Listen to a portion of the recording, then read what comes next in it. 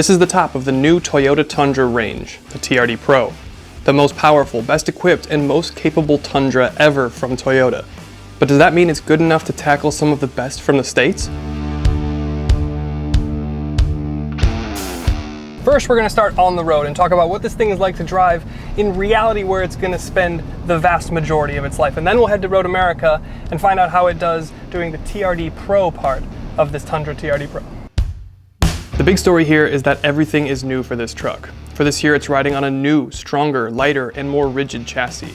It's got a new powertrain, a new transmission, and a new rear-end suspension architecture. So we've got a lot to talk about. Now, one of the more interesting things that we have here is, I think, the powertrain. We do have the iForce Max engine here, which we didn't have in the Limited that we drove earlier. And what that means is it takes the same 3.5-liter twin turbocharged V6 from that truck, but it adds a hybrid component. So now you're probably saying to yourself, well, okay, it's got a hybrid component, it's probably super economical and great fuel economy, right? No, not exactly. The average that we've just done, and we've done about 15 miles of towing, we've done about 80 to 100 miles of highway, and the rest of this basically full tank of gas that we've burned, we've been returning 15.6 mpg, which is less than the 17.4 that we got from the Raptor, and we've been being a lot nicer to this thing's throttle pedal than we were to the Raptor. So, if you were thinking that you were going to get great fuel economy from this powertrain, not exactly, but what you do get is some very good power. This iForce Max engine puts out a whopping 437 horsepower and, get this, 583 pound-feet of torque, and you can feel it. We towed my parents' boat downtown and back, and under power you could hardly tell we were towing anything. This thing is crazy powerful, but it won't stop shouting fake V8 noise at you through the cabin speakers. The question that's always on my mind when I think about a hybrid truck is, how is the transmission going to deal with the transition, get it, between electric and gas? How smooth could it possibly be transitioning from having the engine on to turning off to going into 7th gear or 10th gear or 4th or whatever it is? How smooth could it actually be? I think I'll answer that question putting it this way. I had to look for places that the truck would thunk around. The electric engagement is really smooth, and then the engine comes in and you can really hardly tell whether you're just hanging around cruising in eco mode or whether you're really beating on it in sport mode. It's really not noticeable. It's more noticeable when the turbo spools than when the engine cuts in and out. And all that's to say that the new 10-speed transmission fits here very, very nicely. It works better than the Ford PowerBoost 10-speed, and it's smoother than the LX, which has the same engine and same gearbox here. Steering is pretty numb and the turning circle is pretty atrocious, but what did you expect? This is a big truck on Falcon Wild Peak all-terrain tires. But then that brings me to the last major structural change for this generation. And we're talking about the rear suspension. No more leaf springs. We keep the solid rear axle, but we go for a multi-link setup in the back, with, of course, this being the TRD Pro, you get Fox shocks. Now, they're not the electronic controlled ones, they're more of a static rate, but they are a piggyback, or, you know, I guess not quite remote, but a piggyback reservoir for the rear end. I'm also going to compare this thing to the Raptor one more time, since this also has a multi-link rear suspension with Fox shocks. What it results in is this is the best riding Tundra I've ever driven, but it's not quite Raptor. And with that said, I'm not sure it's fair to be comparing this to a Raptor. The trucks both start near 70 grand, but the Tundra comes decked out at that price, where the Raptor is going to need another $10,000 or so to make it comparable to the Toyota. However, with both trucks coming in with a 3.5-liter twin-turbo V6 engine, making over 400 horsepower and 500 pound-feet of torque, both trucks being off-road ready, and both trucks having very similar suspension philosophy and hardware, it's hard not to make the comparison. And whether it's fair or not, I'll probably do a studio piece revisiting the comparison after this video. So the question we've all been asking is this a Raptor fighter? Is it not? And there's a lot of ways that that can be determined, but what you need to know here, at least on the road, is that the engine is wildly powerful, the transmission is very smooth, the ride is pretty good, not perfect, but pretty good, the cabin is pretty refined and quiet, and it's probably exactly what the Tundra needed to be to compete with the Americans. So with that, let's head into the forest.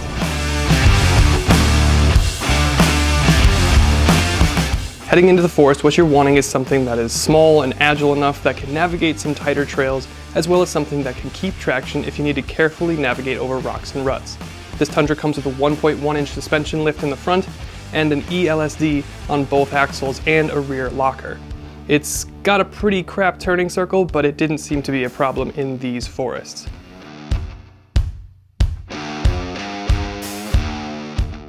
Next we come to the hills. The hills here, what you're watching out for is power, approach, departure, and breakover. But it's also a good time to test the trail cams and hill descent. You don't want to break traction if you can help it, but we'll keep the diff unlocked for this one.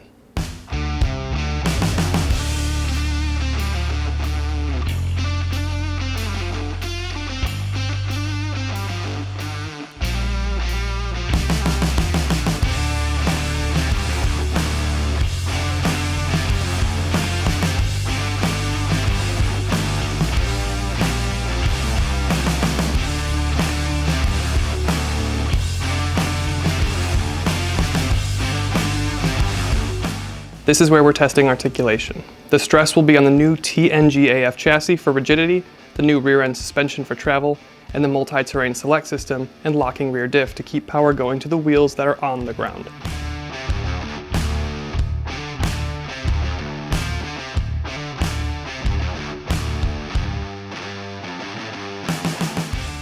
Ultimately, and I hate to perpetuate the comparison, but this thing performed almost identically to the Raptor, only bottoming out due to the breakover angle on the second and third hill. All other obstacles were not a problem. But let's step outside. This thing's pretty huge, and the personality that goes along with it from an exterior perspective is also pretty huge. This is the TRD Pro, and there's absolutely no mistaking it from outside the truck. You have these TRD accoutrement pieces up on your hood, kind of similar to how you would with a Raptor. You've got your Toyota Heritage grille, except it's been widened and enlarged and it's just massive. And then all of your marker lights, your 3 ambers in your grille, there's TRD back there. All of your marker lights on your wheel fenders, there's TRD in there. There's no mistaking that this is a TRD vehicle. Now you do have your quadruple beam projectors in here. You see the hardware in there. We talked about that on Limited. You have nice running lights. And then one of the most specific things to the TRD Pro Tundra is the fact that you get this TRD light bar. Now you have to turn the headlights all the way on, high beams on, and then there's a button that you can turn the actual light bar itself on. So it is a bit of a faff to do, but you can do it. Now, one of the interesting details down here by your I guess they're your fog lights, but they're just no more white LEDs. But you have all of this detail and this etching in your black plastic. So that continues around the body. Come around here, and it's on your wheel arch as well. It's just kind of interesting. It's like a, well, not exactly like a digital camo, but kind of. But down here, when we start talking about the wheel, this is where the comparison towards the Raptor versus this thing starts to lose a little bit of steam. This is a 33-inch Falcon Wild Peak all-terrain tire. So it is an all-terrain tire. You've got a little heavier sidewall, and it's going to be more durable for the trails. However, at a 33-inch rather than the 35 that you would get standard in the Raptor, and then the 37 option on the Raptor, it's not exactly the same. Now you do get these really nice TRD BBS forged matte black aluminum wheels. Very, very nice. You have a Pro logo down there, and they're all muddy because, well, we went off-road, as one should. And then down the side of the body, important thing to note, you only get the Super Crew configuration, and you only get the 5.5-foot bed. That's pretty standard along all of these like high-performance trucks, high-performance off-road trucks. You get black wing mirrors, you get black A-pillar. There's a zero-cost option to get tow mirrors. They look kind of silly, but these are good enough. You do have these black, they kind of remind me of the old Tundra. They're very plasticky door handles. But what we have down here, or what we don't have down here, I should say, is running boards. And that's really nice. It maximizes your ground clearance. You have a 1.1-inch lift up front, and then I believe it's 10.9 inches worth of ground clearance. So you don't have any running boards hanging down and interfering with that. You do have some rock protectant specific paint down on like the last couple inches of your bed, not your bed, but your body, just to make sure you have some little added protection. I should have mentioned up there that you also do have the silver TRD skid plate along with the red stabilizer bar, and then you do have Fox shocks here. They're a static shock. They're not the electronic controlled ones that you would get on the Raptor. But moving back here, like I said, got 5.5-foot bed.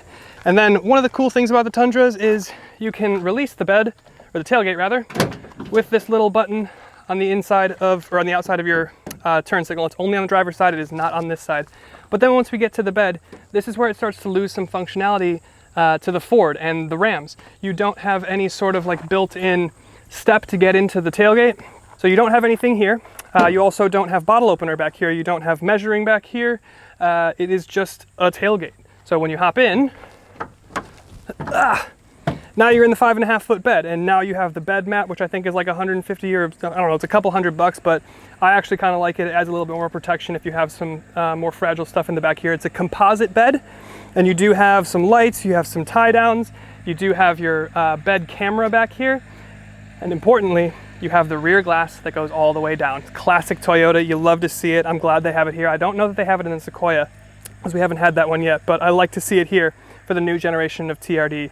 And some off-road stuff. Now, importantly, I'm going to mention the fact that you only have a 120 volt outlet in your bed. Now, this is pretty standard. However, the thing that I love about the Fords is that you get the Pro Power, at least the option of the Pro Power, which I think at minimum is like 2,000 watts, so 2 kilowatts. So it would be nice to have a little bit more power coming out of your bed. But other than that, your payload is 1,600 pounds, your towing capacity is 11,000 pounds. We did tow my parents' boat. Didn't even notice it was behind the truck. I did notice a little bit under braking, but that's like 3,000 pounds dry weight, so it tows just fine. There's plenty of power. Let's step inside though. So then the interior of the Tundra TRD Pro. Now we did a pretty in-depth interior analysis in the Limited that we had a few weeks or months ago. So we're going to keep it fairly high level here. We're going to talk about some of the TRD Pro specific stuff. But first, I want to address some of the issues that we had with our time with the Limited. That was a very early production unit. It was still working through some issues, and they've fixed a lot of those here. One of the issues was I had an issue with the 360 camera. Half the screen went green. Didn't have that issue at all. I had an issue with the wireless Apple CarPlay connecting. Didn't have an issue with that at all this week. And then I had an issue with the Spotify system, like not playing music right away. It would say that it was playing and then just no volume. Didn't have an issue with that at all. So ultimately with those bugs fixed, this is a very, very good system. The tech stack overall is pretty decent. The digital cluster is a nice addition. You don't get a head-up display, but for an off-road truck, I don't really feel like I need it. The driver assist system works fairly well. It does work better in some of the more unibody crossovers and sedans and those sort of things than in a body-on-frame truck. There's just a little bit of sawing at the wheel between the lane lines, and then it was losing lane lines a little bit. In terms of storage, I mean, it's a big truck, so you've got plenty of stuff. You've got recessed cup holders here, and then cleverly, your center console doubles as a cup holder for my emotional support water bottle, which is one of the 2 or 3 cars that now has a cup holder big enough to fit it, so that's kind of nice to see. Comfort, it's pretty decent. The cabin here is noticeably smaller though than the Americans. I feel like it's a bit narrower than the Raptor, and then mostly in the back seat is where I notice it. So I have a little bit less knee room. I still have a lot, but I still have a little bit less. And then mostly in terms of headroom. So they've gone and put the battery pack for the hybrid underneath the rear seats. I don't know if that lifts the rear seats up a bit more, but I don't have much headroom on the left or the right, and then I have no headroom in the middle. So if I sit in the middle, there's not that cutout in the roof for me to put my head. And 6'1", I do hit my head on the roof in the middle seat in the back. You do get a panoramic roof, which is really nice. It brings some more air and light into here, so it feels a little bit bigger than it may actually be, but it is noticeably smaller than the time we spent recently in the Raptor. In terms of TRD Pro stuff, you have the red interior here, and for those of you that have followed the channel for a while, you know that I'm not a huge fan of red. It can be done well. In here, it's okay. It's kind of one of those things where I like all of the little individual treatments that they've done to the interior here. I like the red seat belts. I like the digital camo red seats. I like the stitching. I like the red dash, but all of it together feels like a bit much. Now, on the Solar Octane, which is of course the TRD Pro specific color for this year, it's kind of an orange, you won't get the red interior, but you can get the red interior with the black, the gray, or the white that we have here. Speaking of the seats, it does have TRD Pro etched into the top of the back, not the headrest, interestingly. And then they are an Arctic camo design. You know, in the Limited, we had kind of that like American Gothic design. We have Arctic camo here. I don't know, maybe that's to signify the fact that this is one of the first years that we've gotten cooled seats in a Tundra. So that's kind of nice, that's kind of cool, but your different trims will give you different patterns. You do have TRD on your steering wheel here at the bottom. You do have a red noon marker up at the top. You have a red TRD start button. You have red seat belts. You have red stitching on your black door cards. You have red Softex or leather. You have red injection molded plastic for your dash. You have a red line and a TRD on your shift knob. You have Toyota stamped across your passenger side of your dash, and it's rimmed in red. Like, it just becomes a lot after a little bit. So I think if it were me, I would spec a black exterior and a black interior just to kind of bring some of the subtlety back in, because with the red, it does get to be a lot, at least in my opinion. But ultimately, I think this Tundra succeeds where the old Tundra failed, and it succeeds where it needed to succeed for the new generation. You have a lot more modern infotainment system, you have a lot more modern amenities with a cooled seat, heated steering wheel, and that sort of stuff. You have a locking diff, you have a lot of new features and amenities that were missing previously, so now it's a little bit more it's a lot more competitive with the Americans and the Fords and the Rams. So I'm really glad to see it. It's not perfect, but it's a lot better, and I think that's a good time to get into final thoughts.